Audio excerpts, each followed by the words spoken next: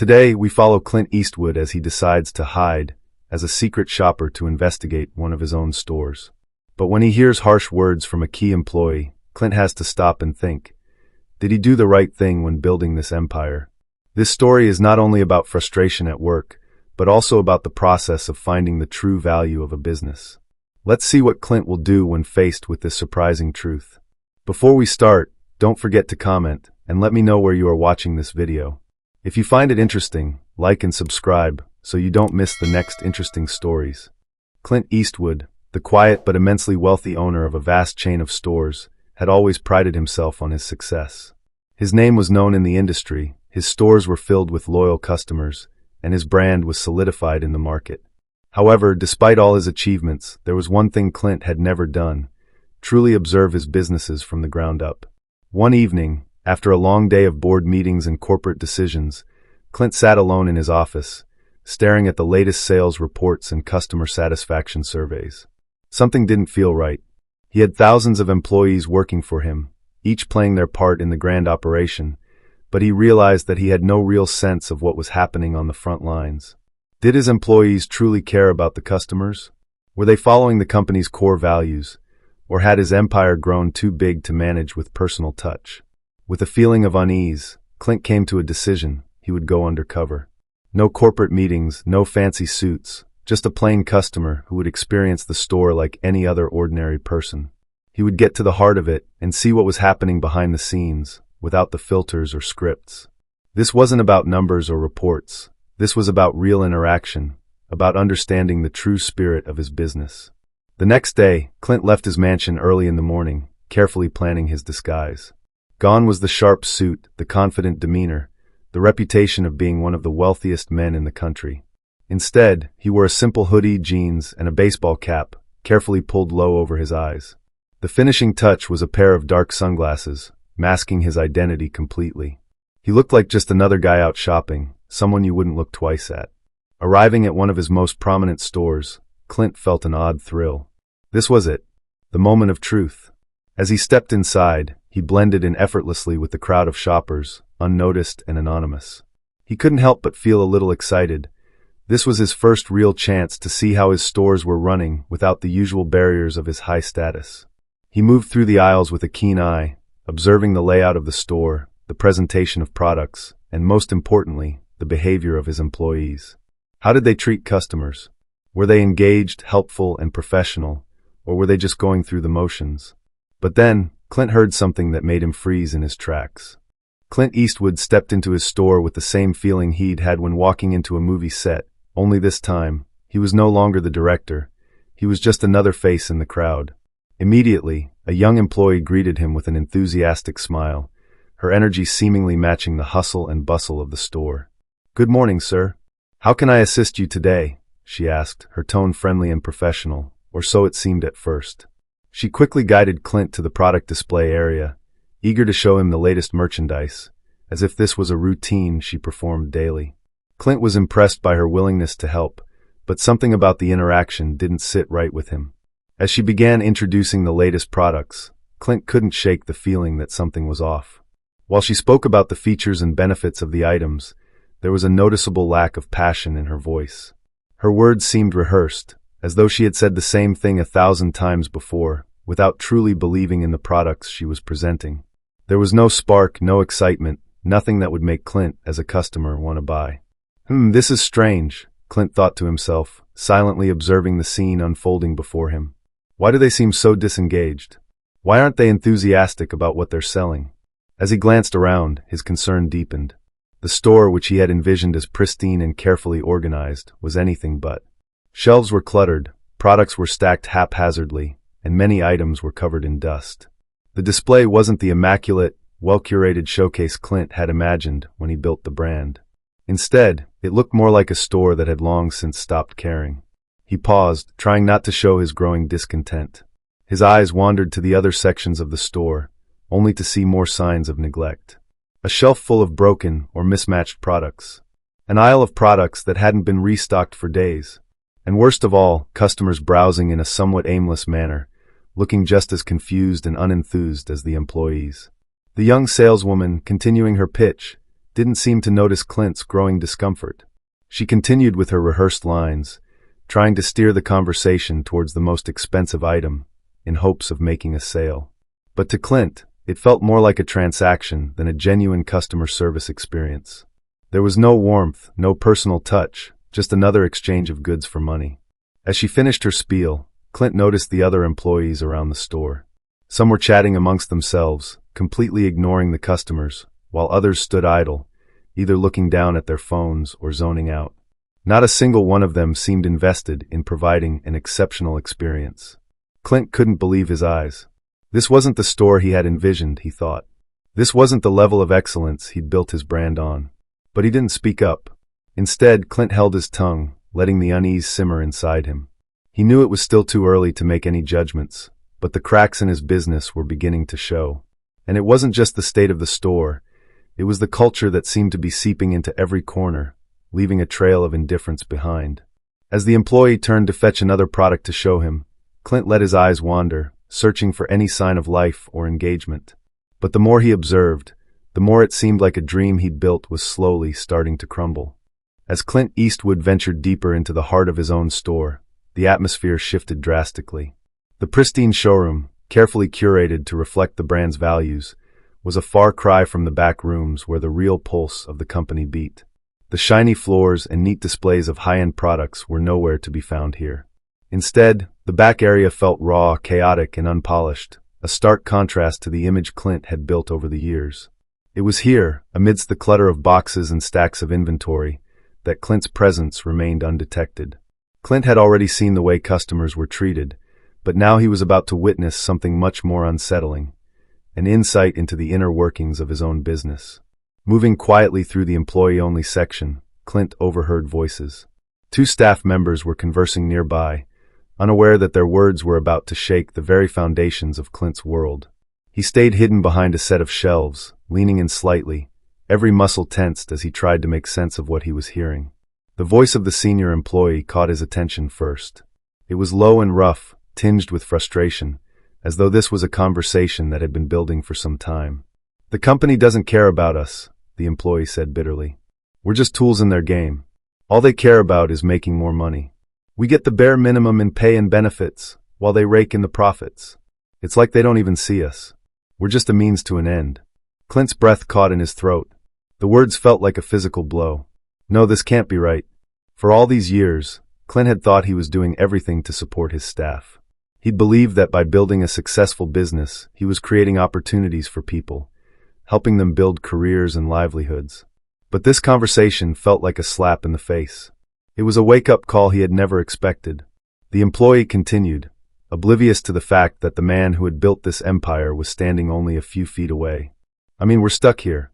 What else can we do?" he said, a trace of bitterness in his voice. "We all know how it works. Work harder, get less. And if we complain, they replace us. It's the same everywhere. We're expendable." Clint stood frozen, his heart pounding in his chest. The image he had built for years was crumbling before him. He had spent countless hours in meetings, poring over financial reports, expanding his empire. He had been so focused on success that he had neglected the very thing that made his business tick, the people. How had it gotten to this? He wondered. How had he allowed his vision of success to cloud his understanding of the people who truly made it all possible? It wasn't just about low wages. It wasn't just about benefits or hours. It was about respect. About purpose. Clint had been so consumed by numbers, by growth and expansion, that he had forgotten the most fundamental truth of leadership. A company's true strength lies in its people. He had unknowingly created a world where his employees felt invisible, where their hard work was taken for granted. It was a stark reminder that in the pursuit of something bigger, he had lost sight of the small, everyday moments that mattered most. As the conversation continued, Clint could feel the weight of his own guilt crushing down on him. The senior employee was now speaking of his disillusionment with the company in a way that Clint had never expected. "We're just pawns in their game, man. They don't care about us, only the bottom line. It's like we're just a cog in the machine, and if we break, they'll just replace us and keep moving." Clint's thoughts raced, swirling with a mix of shock, disappointment, and disbelief. These were the very people he had hired, the ones who had believed in his vision, the ones who had trusted him to build something meaningful. And yet, Here they were, feeling discarded, unseen, and used. The business he had built with so much effort had turned into a system where people felt like they didn't matter. A cold realization washed over him. This isn't just about money. This isn't just about profits. It was about people, about connection, about understanding the value of every person who worked for him, not just in terms of their output, but as human beings with needs, hopes, and ambitions. In his relentless pursuit of success, he had allowed the human element of his company to slip through the cracks. Suddenly, the sounds of the conversation grew distant. Clint's mind was already 1,000 miles away, caught in a whirlwind of reflection. The employee's words were still echoing in his ears, but now they were no longer just criticisms. They were a call to action, a reminder that no business, no matter how successful, could survive without a strong foundation of trust and respect. As the voices faded, Clint slowly turned and walked back toward the showroom. His steps were deliberate, heavy with the weight of his newfound understanding. But as he passed the rows of displays and walked past the employees who were unaware of his presence, he couldn't help but wonder if they could see the change in him. Something inside him had shifted.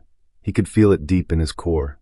He knew that the path ahead would be different, that the choices he made from this point forward would need to reflect not just his desire for success, but his commitment to the people who had helped him get there. For the first time in a long time, Clint realized he had a choice. The question now was, what would he do with it? Clint felt a sudden heaviness in his chest, his heart pounding faster than ever. The words of the key employee echoed in his mind, growing louder with each passing moment. He couldn't just walk away from this. It was one thing to overhear a conversation, but it was another to leave it unresolved. The idea of simply leaving without confronting the person who had spoken those words filled him with an uneasy sense of responsibility. He had to understand face to face what had led this man to feel this way about the company Clint had spent years building. As he exited the staff area and made his way back toward the front of the store, Clint's thoughts raced. What would he say? Would the employee be honest, or would he deny everything? Would there be a confrontation? Clint wasn't sure, but he knew he couldn't leave without getting answers. He approached the counter once again, and there, standing alone and absorbed in checking an order, was the man, calm, composed, yet oblivious to the storm of thoughts racing through Clint's mind. With a deep breath, Clint placed a hand on the employee's shoulder, making him jump in surprise. The man spun around, eyes widening, as if he couldn't quite comprehend what was happening. Clint, with his calm and assertive demeanor, spoke slowly but with undeniable authority. "Hello, I'm Clint Eastwood, the owner of this chain of stores. And I overheard your conversation with your colleague just now." The employee froze. For a brief moment, his face went pale. He looked around nervously, clearly unsure of how to react. His mind raced as he searched for the right words. Clint wasn't done yet. He took a step closer and continued. "I want to know why you feel this way about the company. Have we done something wrong? Is there something you're dissatisfied with?" The key employee, clearly caught off guard, hesitated, his face darkening with frustration. He slowly lowered his gaze, his shoulders slumping, as if the weight of his own words was too much to bear. After a long, heavy silence, he sighed deeply and finally spoke. "It's honestly just disappointment," he began, his voice quieter now, almost resigned. "We work so hard, but it feels like the company doesn't even see us. We're just numbers, tools to fill a position. The higher-ups don't even acknowledge our efforts, and we're all just here, doing the same thing day in and day out, like cogs in a machine. And we're not even asking for much, just a little recognition, a little appreciation." Clint stood there, feeling every word sink in. The weight of the employee's disillusionment hit him hard. He hadn't fully realized how much of the company's core values had been eroded over the years. In his pursuit of expansion, profitability, and success, he had failed to nurture what truly mattered, the people who made it all possible. The employee's voice faltered, and he added, "Honestly, it just feels like we're disposable. Like we're here to serve a purpose, but no one really cares about us as individuals." Clint's stomach churned. These were the words of someone who had lost faith, not just in his job, but in the very company he worked for.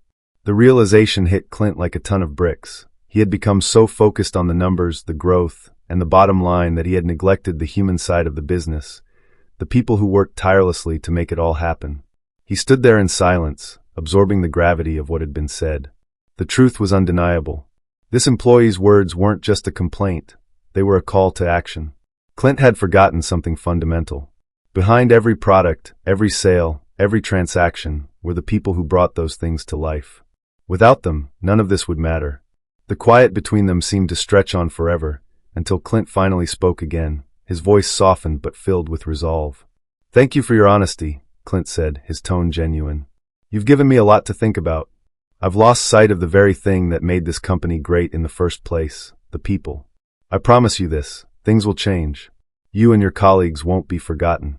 The employee looked at Clint, surprise flickering across his face. He hadn't expected such a response. He had prepared for anger, for dismissal, but instead, he saw something different in Clint's eyes. Perhaps it was sincerity, perhaps it was a hint of regret. Clint turned to leave, but before he did, he offered one final word. "We're going to make things right," Clint said, his voice carrying the weight of a promise. "We'll start with you, and we'll start with the people who make this company what it is. I've neglected that, and it's time I fixed it." As Clint walked out of the store that day, his mind was no longer preoccupied with profits or expansion plans. Instead, he found himself contemplating what truly mattered, the people behind the scenes, those who made the company run. And as he drove away, he made a vow to himself. Things were going to change, and he was going to lead that change. Clint Eastwood had learned a valuable lesson. Leadership wasn't just about making money. It was about making a difference in the lives of those who made that success possible. And he was ready to put that into action. That night, Clint couldn't sleep. The words of the key employee kept echoing in his mind, replaying over and over, like a haunting reminder of how far he had strayed from the core values he had once held dear. His mind raced with questions, doubts, and realizations. He had spent so many years focusing on growth, profits, and expansion that he had failed to see the bigger picture, the people who made his empire possible. As dawn broke, Clint knew that things had to change. He could no longer ignore the voices of the very individuals who had built his success from the ground up. His heart heavy with the weight of his own mistakes, Clint made a decision. It was time for a new chapter, one where his employees were valued, respected, and most importantly, heard. He was ready to change the culture of the company, to focus on people rather than just numbers. The next morning, Clint called a meeting with his management team. The room was tense, as everyone was unsure of what to expect.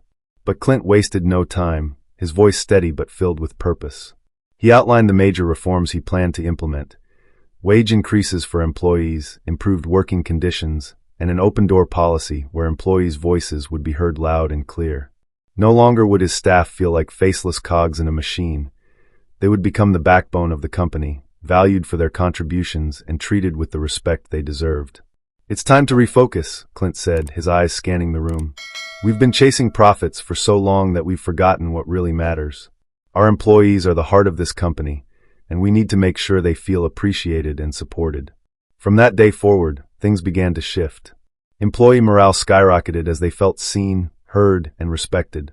The company culture transformed into one of collaboration, mutual respect, and shared success. The store layouts improved, customer service became more personalized, and most importantly, the people who made it all possible, Clint's employees, were finally recognized for their hard work. But the changes didn't stop there. Clint took the time to personally meet with employees at every level, listening to their concerns, asking for their feedback, and thanking them for their contributions.